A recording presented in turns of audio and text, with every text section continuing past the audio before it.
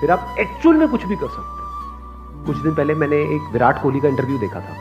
उसमें उनसे पूछा कि सबसे मुश्किल क्या है, कि अपनी जो फिटनेस है उसके ऊपर काम करना, या अपनी डाइट का ध्यान रखना, या अपने माइंडसेट का ध्यान रखना। इन तीनों में से सबसे मुश्किल क्या है? माइंडसेट। तो ये माइंडसेट को कैसे बनाए रखते हैं, ये समझने की कोशिश करो ना। इसका जवाब बिल्कुल आसान है। आप कहोगे अच्छा बस यही है। बिल्कुल उसी तरह से रखते हैं माइंडसेट का ध्यान जिस तरह से बॉडी का ध्यान रखते हैं। लो एनर्जी फूड खाओगे तो बॉडी में कैसी एनर्जी होगी? लो होगी। हाई एनर्जी फूड खाओगे तो हाई एनर्जी होगी। ऐसे ही माइंड के साथ में है। अगर आपका माइंडसेट सही है, इसका मतलब इस दुनिया में कुछ भी आपके लिए इंपॉसिबल नहीं है। फिर आप एक्चुअल में कुछ भी कर सकते हैं। जो लोग जितने ज्यादा नकली होते हैं वो उतने अच्छे व्हाट्सएप मैसेजेस भेजते हैं सुबह उठते ही। दुनिया जहान की सारी पॉजिटिव बातें ऐसे लोगों के मोबाइल से आ रही होती है आपके मोबाइल पे जो एक्चुअल में बिल्कुल नकली है। इससे क्या समझ आ रहा है, क्या हुआ है उनके केस में?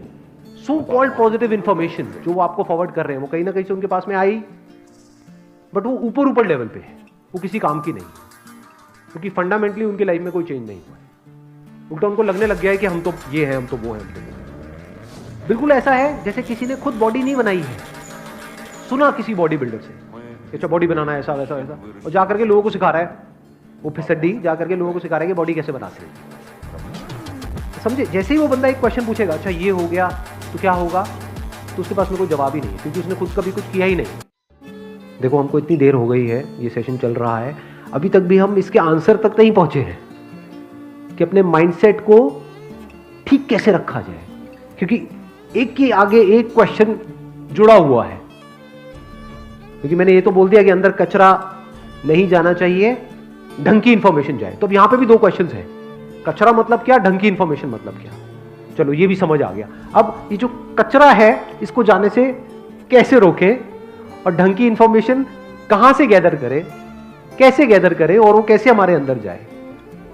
तो चलो वो इंफॉर्मेशन चली भी गई तो क्या वो अपने आप में काफी है, या उस माइंडसेट को इन प्रैक्टिस लाना होगा, तब वो पक्का होगा।